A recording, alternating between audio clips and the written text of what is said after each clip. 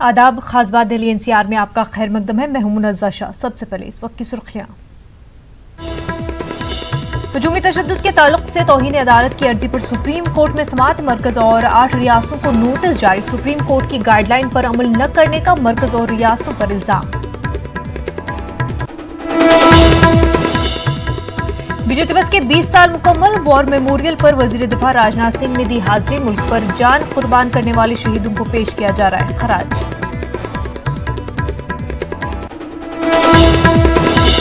गाजियाबाद के सहानी गेट थाने इलाके में नौकरी दिलाने के नाम पर इस्मत दरी। हिंदू युवा वानी के अहदेदारों पर लगा इल्जाम। पुलिस ने मामला दर्ज कर जांच की शुरू।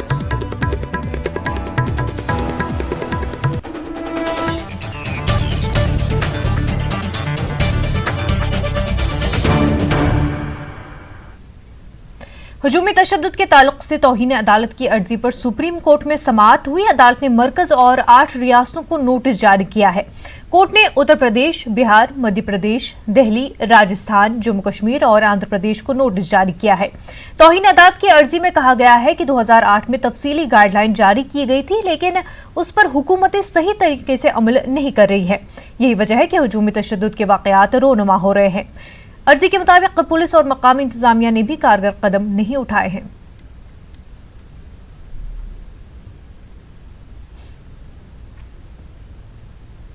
देश भर के विभिन्न राज्यों में हो रही मॉब लिंचिंग की घटनाओं को लेकर सुप्रीम कोर्ट में एक अवमानना याचिका दाखिल की गई। उस याचिका में ये मांग की गई कि सुप्रीम कोर्ट के आदेश के मुताबिक तमाम राज्य सरकारें सुप्रीम कोर्ट के आदेश का अनुपालन नहीं कर रही हैं, लिहाजा तमाम राज्यों को यह आदेश दिया जाए सुप्रीम कोर्ट द्वारा कि मॉब लिंचिंग को लेकर जो सुप्रीम कोर्ट का आदेश है उसका पालन किया जाए। सुप्रीम कोर्ट ने इस याचिका पर सुनवाई करते हुए तमाम राज्य सरकारों यानी कि उत्तर प्रदेश, बिहार, झारखंड, जम्मू कश्मीर, मध्य प्रदेश, राजस्थान और केंद्र सरकार को नोटिस जारी कर 4 हफ्ते में जवाब मांगा है। सुप्रीम कोर्ट ने इन तमाम राज्य सरकारों से यह पूछा है कि सुप्रीम कोर्ट के आदेश का अनुपालन अभी तक क्यों नहीं किया गया। आपको बता दें कि सुप्रीम कोर्ट ने मॉब लिंचिंग की घटना को देखते हुए एक अहम आदेश दिया। उस अहम आदेश के मुताबिक तमाम राज्य सरकार ने अपने राज्यों में और प्रत्येक जिले में मॉब लिंचिंग की घटनाओं पर निगरानी रखने के लिए एक कमेटी बनाएंगी, एक टीम बनाएंगी जिसके मुखिया राज्य के डीजीपी और मुख्य सचिव होंगे।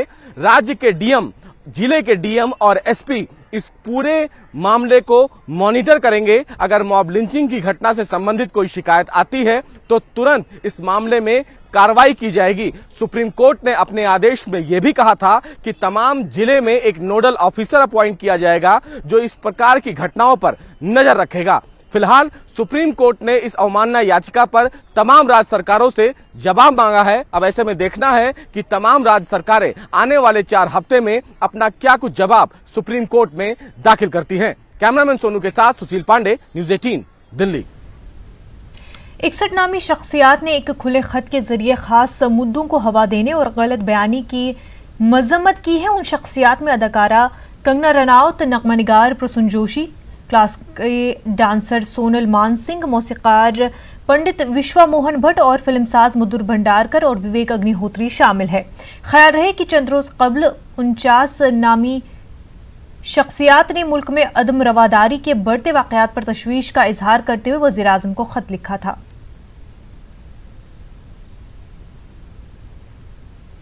वंदे मातरम को कौमी तराने का दर्जा देने का मुतालबा करने वाली अर्जी को दिल्ली हाई कोर्ट ने खारिज कर दिया। अर्जी गुजार अश्विनी उपाध्याय ने अदालत में यह दलील पेश की थी कि कई मुल्कों में 2 कौमी तराने हैं, इसलिए अदालत मरकजी हुकूमत को हुक्म दे कि वंदे मातरम को कौमी तराने का दर्जा दिया जाए। डिप्टी स्पीकर रमा देवी पर आजम खान के बयान की गूंज आज भी लोकसभा में सुनाई दी। अरकान पार्लियामान ने आजम खान की हरकत की मजम्मत की। आजम खान मामले पर स्पीकर की मीटिंग हुई। मीटिंग में फैसला हुआ कि स्पीकर आजम खान को माफी मांगने को कह सकते हैं। आजम खान के माफी न मांगने पर मुअत्तली भी हो सकती है। और हम चुपचाप बैठकर महोदय मुखदर्शक नहीं बन सकते। मंत्री के नाते नहीं, महिला सांसद के नाते नहीं, आज सांसद के नाते पूरे सदन को मेरी अपील है, ये मैसेज भेजें कि महिला चाहे किसी भी पक्ष की हो, इस सदन का प्रिविलेज मिसयूज नहीं होगा एक महिला का अपमान करने के लिए। महोदय, बाहर पुलिस का संरक्षण है, यहाँ आपका है। मैं अपील करूंगी कि सदन में पॉलिटिकल डिफरेंसेस छोड़ के, जेंडर डिफरेंसेस छोड़ के हम एक स्वर में बोले, you can not misbehave with a woman and get away with it. For the first time, I'm feeling that I come to this highest office of democracy, which we call as the Temple of Democracy, where one of my colleagues, here we work for gender equality, who has worked very hard. She's had her challenges in her lives. And this offensive language is just not accepted. We have to show zero tolerance towards any such. It's a very shameful, and if we don't correct it today, generations ahead will follow bad values. I think we set good examples of good culture and good values, and the beginning starts with us. So I urge, sir, for you to give very, very strict instructions that no member, be it a man or a woman, should be insulted or offended with any language or any such personal comment. हमारी कोई भी महिलाएं यहाँ इस सदन में बैठी हूँ तो मुझे लगता नहीं कोई भी इस चीज को सपोर्ट करेगी, इसके विरोध में हमेशा रहेगी। फिर पार्टी इज नॉट मैटर। तलाक़ सलासा बिल को लोकसभा से पास हो गया है और अब राज्यसभा में पेश किया जाएगा। राज्यसभा में कांग्रेस के मेंबर पार्लियामेंट नासिर हुसैन ने न्यूज़ 18 से बात की। ट्रिपल तलाक बिल को कल लोकसभा से मंजूरी मिल गई है, लेकिन राज्यसभा में क्या होगा और इस बिल पर किस तरह की रणनीति रहने वाली है अपोजिशन की, पूरे मामले पर बात करने के लिए हमारे साथ राज्यसभा में मेंबर पार्लियामेंट नासिर हुसैन साहब हमारे साथ हैं। नासिर साहब, क्या रणनीति रहेगी, क्योंकि बिल वहाँ से पास हो गया है, आप लोगों के पास ही आएगा? देखिए, ये नॉर्मल सर्कमस्टांसेस में हम चाहेंगे कि ये बिल सेलेक्ट कमेटी जाए, क्योंकि एक बहुत ही इम्पोर्टेंट बिल है। इसमें एक समुदाय के महिलाओं का की तकदीर का सवाल है और पर्सनल लॉ का सवाल है, रिलीजियस बैकिंग का सवाल है। अभी जिस तरह से राज्यसभा में हमने देखा एक बिल पास हो गया, जो हक तलाक को लेकर के जो बिल था, राइट टू इन्फॉर्मेशन, उसमें वॉकआउट किया गया, तो क्या इसमें भी वॉकआउट का चांस आ सकता है? किस तरह की चीज़ें रहने वाली हैं? देखिए क्या होगा, अब उस टाइम पे जो स्पर ऑफ द मूवमेंट होता है, हमारी मांग रहेगी कि हम इस बिल को ले जाएं सेलेक्ट कमेटी में। अब वो माने नहीं माने, कल भी हम 1 घंटे से ज़्यादा हम खड़े होकर चिल्लाते रहे, हम हल्ला करते रहे, हम लोग स्लोगन्स लगाते रहे, उसके बावजूद जो है किसी भी तरह से जो डिप्यूटी चेयरमैन है वो सुनने के लिए तैयार नहीं थे। अब उनको जो है एक बड़ा जो सेक्शन है अपोजिशन, जो उसको अब वहाँ पे क्या है 19-20 का फ़र्क है। एक पार्टी जिसके 2-3 सदस्य हैं वो उधर जाएं तो उधर पल्ला भारी होगा, इधर आए तो इधर पल्ला भारी होगा। ऐसे टाइम पे जो कंबाइंड अपोजिशन जो एप्लीकेशन दे रही है सेलेक्ट कमेटी के लिए, उसके ऊपर बहस ही नहीं करना चाह रहे, वो सेलेक्ट कमेटी भेजना नहीं चाह रहे। ऐसा कौन सा मेन? और अब बात विजय दिवस की।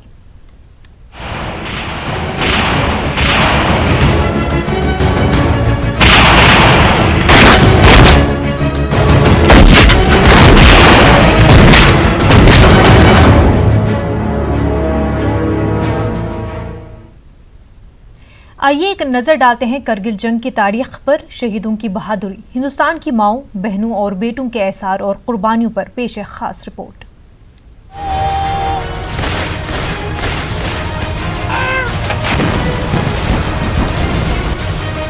करगिल में पाकिस्तान के मंसूबों को नाकाम किए हुए 20 साल हो गए।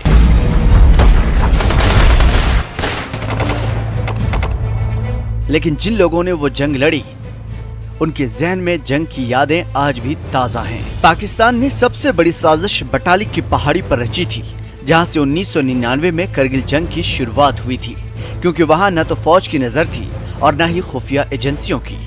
इसी का फायदा उठाकर पाकिस्तानी फौज तीरंदाजों की शक्ल में हिंदुस्तान में दाखिल हो गई। ताशी नाम के एक चरवाहे की समझदारी ने पाकिस्तान के मंसूबों पर पानी फेर दिया। उस वक्त अपने याक को ढूंढते हुए उनकी नजर पाकिस्तानी फौजों पर पड़ी थी। मेरा एक हक गुम हुआ था, मैं हक को ढूंढने गया था गलखोन नाले में। कोई अजीब सा आदमी नजर आया मुझे, 6 बंदे। तो वहाँ जाके हवलदार बलविंदर सिंह को मैंने रिपोर्ट दिया, साहब जी मैं तो हक को ढूंढने के गया था, तो वहाँ कुछ 6 बंदे नजर आ रहे हैं। ताशी ने जो खबर दी, उसी के 8वें दिन करगिल में जंग छिड़ गई थी। बटाली के बाद तोलोलिक में भी पाकिस्तानी फौज की दरअंदाजी की खबर वहां के लोगों के जरिए ही हिंदुस्तानी फौज को मिली थी, जिसके बाद करगिल के कई इलाकों में एक के बाद एक खुली जंग छिड़ चुकी थी। लेकिन इस लड़ाई में दुश्मनों को पहाड़ियों की ऊंचाई का फायदा मिल रहा था। पॉइंट 4875 जो था ये मशको वैली का सामरिक रूप से बहुत ही इंपॉर्टेंट फीचर था, बहुत ही डोमिनेटिंग फीचर था, जो कि नेशनल हाईवे 1 अल्फा का तकरीबन 30 से 40 किलोमीटर इलाके को डोमिनेट करता था और इसका इम्पोर्टेंस जो था वो दुश्मन भी जानता था, इसलिए वो इसको बहुत ही मजबूती से इसने पकड़ा हुआ था। ऐसे में दरअंदाजों पर हिंदुस्तानी जवानों ने तोपों से गोले दागने शुरू कर दिए थे।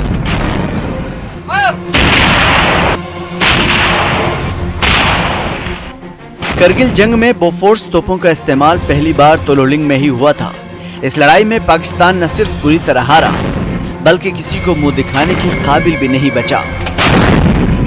हद तो तब हो गई कि पाकिस्तान अपने ही जवानों को अपना मानने से इनकार कर रहा था। कि उस टाइम में पाकिस्तान का स्टैंड बड़ा क्लियर था कि ये लोग टेररिस्ट हैं, ये हमारे लोग नहीं हैं और हमारा उनके साथ कोई कम्युनिकेशन नहीं है, मिलाप नहीं है। तो अब उनको क्या बताइए, हमें तो हमारे कंट्रोल में भी नहीं है और हमें मालूम भी नहीं उधर क्या हो रहा है आपकी तरफ, क्योंकि हम इन्वॉल्व नहीं हैं उसमें। तो ये स्टैंड था। पर बाद में जब वॉर ख़त्म हो गई और हम खासा में मिले तो मैंने उनसे ये सवाल भी पूछा था कि आप तो थ्रू आउट ये कहते रहे कि ये हमारे आदमी नहीं है, तो हम आप इनका विड्रॉल कैसे कोऑर्डिनेट करेंगे। तो वो बड़ी शर्मिंदा हुए सुनकर और क्या जवाब दे रहा था, चुप हो गए। करगिल जंग की कामयाबी को 20 बरस हो गए।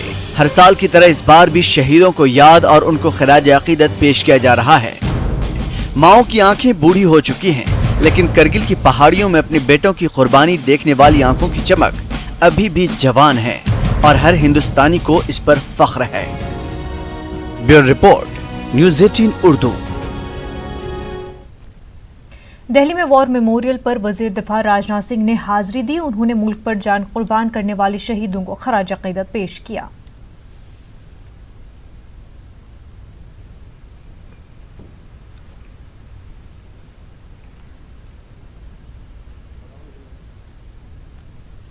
करगिल जंग में हिस्सा लेने वाले फौजी सुल्तान चौधरी का कहना है कि हमने जान की परवाह नहीं की और मुल्क की हिफाजत के लिए बहादुरी के साथ जंग की।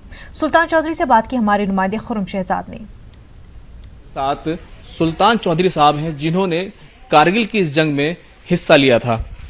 सुल्तान साहब, कैसा एक तजर्बा था, कितनी मुश्किल लड़ाई थी, क्योंकि काफी ऊंचाई पर थे पाकिस्तानी फौजी।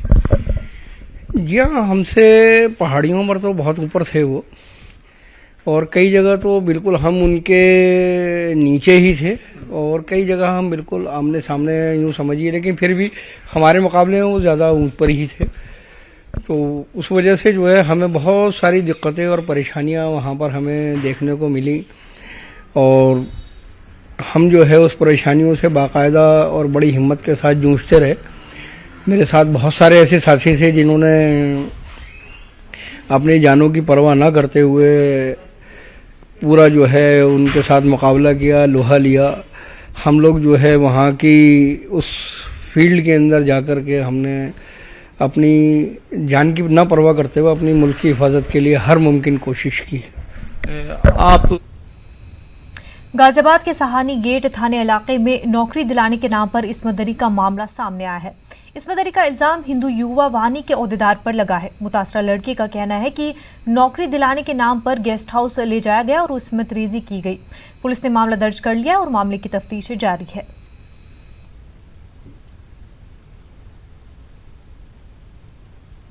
ऑल इंडिया शिया पर्सनल लॉ बोर्ड के सदर मौलाना मिर्जा अशफाक का इंतकाल हो गया। मौलाना अशफाक का दिल का दौरा पड़ने से लखनऊ में इंतकाल हुआ।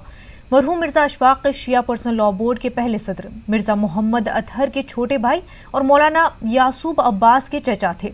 मौलाना मिर्जा अशफाक जाकरी के अपने मखसूस अंदाज के लिए पहचाने जाते थे। न्यूज़ 18 उर्दू पर नश्र होने वाले प्रोग्राम सदाए करबला में भी बतौर जाकिर उनकी शिरकत रहती थी। मौलाना अशफाक के इंतकाल के सबब लखनऊ में आज होने वाली all India personal law board की प्रेस कॉन्फ्रेंस मनसूख कर दी गई। मौलाना मिर्जा अशफाक के इंतकाल से हिंदुस्तान के मजहबी और अदबी हल्कों में सफ़े मातम बिछ गई।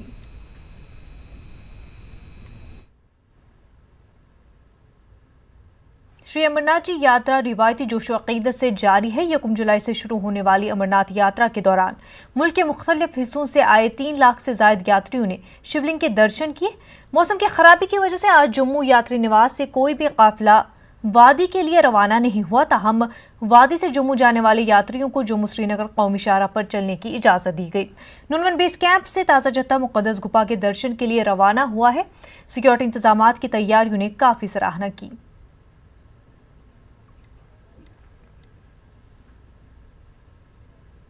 वक्त हो गया मध्य प्रदेश और छत्तीसगढ़ की खबरों का नजर डालते हैं सुर्खियों पर।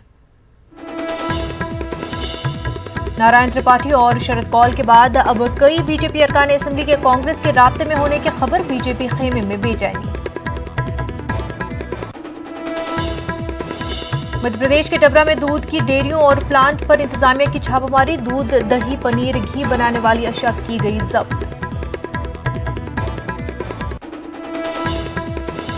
स्काई वॉक को लेकर काबीना की मीटिंग। स्काई वॉक को तोड़ने या फिर दीगर इस्तेमाल में लाने पर होगा फैसला। आम लोगों ने दी मिली जुली राय।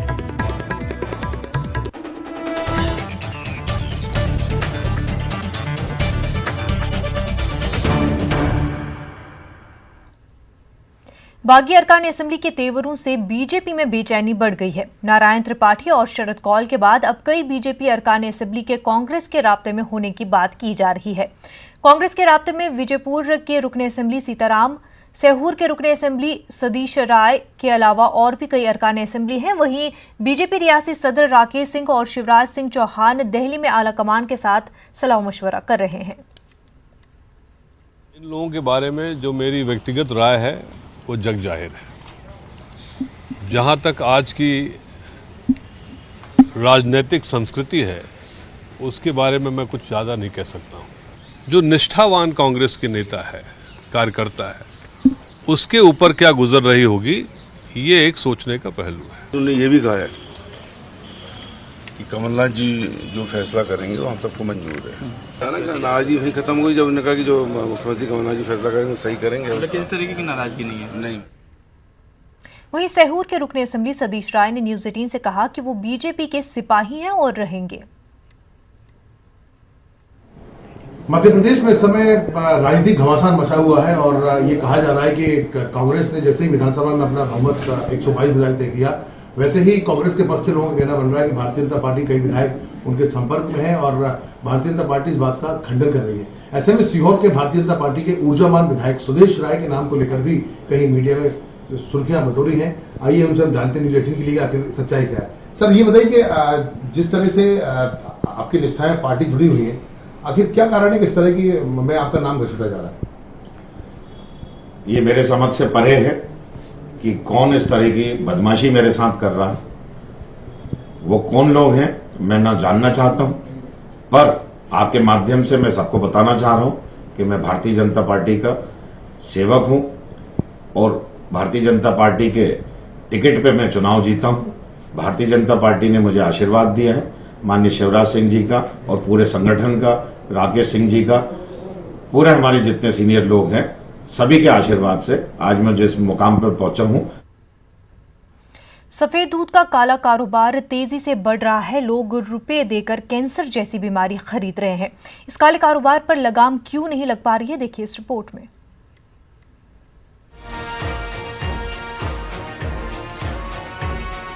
सफेद दूध का काला कारोबार, दूध ने डाला दहशत में। सच्चाई जानकर लोग फिक्रमंद।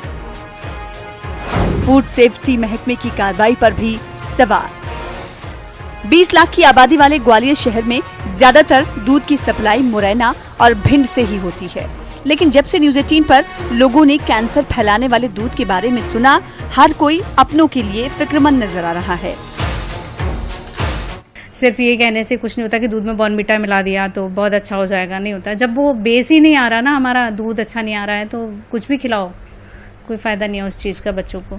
की चीज़ है दूध, तो हर आम आदमी चाहे गरीब हो चाहे अमीर हो सभी लेता है, तो दूध इस शुद्ध मिलना चाहिए। वैसे ही आजकल मतलब कुपोषण का शिकार होते जा रहे हैं लोग बाग। लोग हैरान हैं कि 1 लीटर दूध के लिए 50 रुपए देकर भी वो कैंसर जैसी बीमारी खरीद रहे हैं। वहीं डॉक्टर्स भी बता रहे हैं कि ऐसे दूध से आपकी सेहत पर क्या असर पड़ सकता है। तो जिस तरह के केमिकल उसमें मिलाए जा रहे हैं वो किडनी को खराब कर सकते हैं, लिवर को खराब कर सकते हैं और जो हमारा पाचन तंत्र है उसको बर्बाद कर सकते हैं। और पूरे स्वास्थ्य पर इतना घातक प्रभाव डाल सकते हैं कि अगर ये लंबे समय तक ये चलता रहता है तो आदमी की जान जा सकती है। इस काले कारोबार को देखकर हैरानी जरूर होती है, लेकिन गुज़िश्ता 5 सालों में फूड सेफ्टी डिपार्टमेंट की कार्रवाई बताती है कि कमजोर कड़ी कहाँ है। ये महकमा त्योहार के मौके पर ही हरकत में नजर आता है।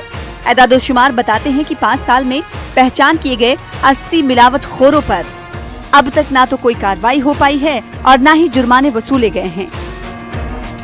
क्यों ना उस क्षेत्र के अधिकारियों के ऊपर कार्रवाई की जाए जिनके क्षेत्र में पहले भी ये घटनाएं पाई गई थीं और पुनः उस क्षेत्र में जो है इन घटनाओं की पुनरावृत्ति हुई है। हालांकि सरकार की तरफ से सख्ती के बाद अब कलेक्टर कड़ी कार्रवाई की बात कह रहे हैं। नए एडिशनल कलेक्टर्स भी ज्वाइन कर लिए गए हैं। उनको बताया गया है कि जिन प्रकरणों में जांच रिपोर्ट नेगेटिव आई है उसमें आप एग्जाम्पलरी फाइन लगाएं। कोई रिपीटेड ऑफेंडर्स हैं तो उसका कलेक्टर का न्यायालय से उसका रासुका की कार्रवाई भी की जाएगी। इसमें उनकी संपत्ति कुर्क करने की कार्रवाई भी प्रारंभ की जाएगी और आप अगले होने वाले 4-5 दिनों में ही इसका परिणाम देखना शुरू करेंगे।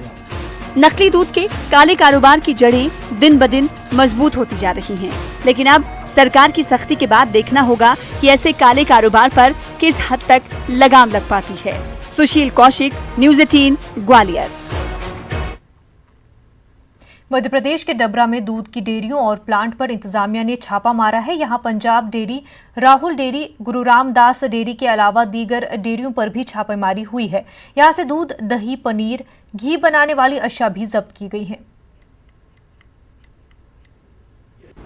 आपने देखा है कि ग्वालियर जिला प्रशासन जो हमारे यहाँ डेयरी प्रोडक्ट्स हैं, हमारे यहाँ जो एडल्ट्रेटेड फूड है, नाले के किनारे क्षेत्र में अगर सब्जी या फल उगाए जा रहे हैं, कहीं आइसक्रीम की जो फैक्ट्रीज़ हैं, बर्फ़ की जो फैक्ट्रीज़ हैं, कहीं पे घी का ऐसा प्रोडक्ट्स हैं, तो ऐसा हमारे ज़िले में लश्कर क्षेत्र, मुरार क्षेत्र, ग्वालियर सिटी क्षेत्र, हम मोहना क्षेत्र, डबरा क्षेत्र, सभी जगह पैरेलली कार्रवाइयाँ की जा रही हैं। 30 से ज़्यादा स्थानों पर इन्होंने कार्रवाई की है। हरियाणा की खातून पहलवान की तरह खंडवा की एक दंगल गर्ल आलमी सतह पर मध्य प्रदेश और मुल्क का नाम रोशन करने जा रही है। देखिए रिपोर्ट। खंडवा की बेटी ने किया कमाल। गीता फोगट की राह पर माधुरी पटेल भी। 16 साल की माधुरी पटेल की ऊंची छलांग। हरियाणा के खातून पहलवान गीता फोगट मुल्क भर में मशहूर है। गीता और बबीता फोगट पर बनी फिल्म दंगल ने उनकी पहचान और बढ़ाई और बस फिर क्या था, इसके बाद से मुल्क भर में खातून पहलवानों की मांग बढ़ने लगी। गीता और बबीता से मुतासिर होकर खंडवा की 16 साला माधुरी पटेल भी खातून कुश्ती में कामयाबी की मनाजिल तय कर रही हैं। माधुरी के वालिद जगदीश पटेल ने भी महावीर फोगाट की तरह सालों पहले पहलवान बनने का ख्वाब देखा था, लेकिन गरीबी की वजह से जगदीश पटेल का ये ख्वाब शर्मिंदा ताबीर न हो सका। लिहाजा जगदीश ने अपने बच्चों को पहलवान बनाने का अज़्म किया और इसी का नतीजा है कि उनकी बेटी माधुरी पटेल को बुल्गारिया में होने वाली वर्ल्ड रेसलिंग चैंपियनशिप के लिए मुंतखब किया गया। अंडर 17 में चैंपियनशिप में खंडवा की बेटी माधुरी हिंदुस्तान की नुमाइंदगी करेंगी। ये सपना मेरी बेटी ने पूरा कर दिया है। मैं जो चाह रहा था ना वो उसने पूरा कर दिया। मेरे से तो नहीं हुआ क्योंकि हालात ऐसे थे। काका तो मेरे पीछे ऐसे लगे हुए थे कि बेटा पहलवानी कर ले, लेकिन घर के हालात कुछ अच्छे नहीं होने के कारण मेरे को छोड़ना पड़ा। लेकिन मैंने जिस रोज़ छोड़ा उस रोज़ प्रण कर लिया था कि जिस रोज़ भी मेरे यहाँ औलाद होगी ना, मैं उनको पहलवानी कराऊंगा। फिल्म दंगल के लिए आमिर खान और गीता फोगट को ट्रेनिंग देने वाले अर्जुन ओराडी भी खंडवा के रहने वाले हैं और आज वो कुश्ती में रेफरी के तौर पर अपनी खिदमत अंजाम दे रहे हैं। माधुरी को इस मुकाम तक पहुंचाने में कृपा शंकर का भी बेहद अहम रोल रहा है और इसको भी काफ़ी मोटिवेट करते हैं वो। हमेशा अभी हम कोटा में भी थे, इसके पहले अभी वहाँ अपने उड़ीसा में भी थे, सब सारे कंपटीशन में साथ में रहते हैं, पूरा मोटिवेट करते हैं। माधुरी को बहुत ज़्यादा गाइडेंस, उनका गाइडेंस भी अच्छा है बहुत। आज वो विश्व लेवल पे पहली बार खंडवा जिले की बालिका जा रही है, उनका बहुत बड़ा हाथ है कृपा शंकर पटेल का। वालिद के ख्वाब और बेटी की मेहनत ने महज 16 साल की उम्र में माधुरी पटेल को उस मुकाम तक ला पहुंचाया जहां से आगे का रास्ता कामयाबी की ऊंचाइयों तक ले जाता है। जरूरत है तो कड़ी मेहनत और लगन की, जो कि इस वक्त माधुरी लखनऊ में रहकर कर ही रही है। उम्मीद यही है कि वर्ल्ड चैंपियनशिप में माधुरी मुल्क और रियासत का नाम जरूर रोशन करेंगी। न्यूज़ 18 के लिए खंडवा से हरेंद्र ठाकुर की रिपोर्ट।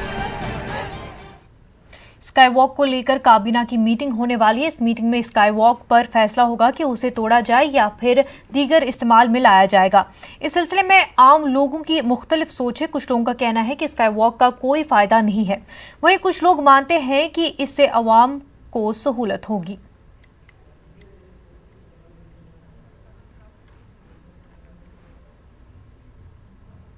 छत्तीसगढ़ में बिजली सार्फिन को झटका लगा है। बिजली का बिल हाफ तो नहीं हुआ, लेकिन बिजली के शरहों में इजाफा कर दिया गया है। अब देखिए रिपोर्ट, हमें दीजिए इजाजत। आदाब।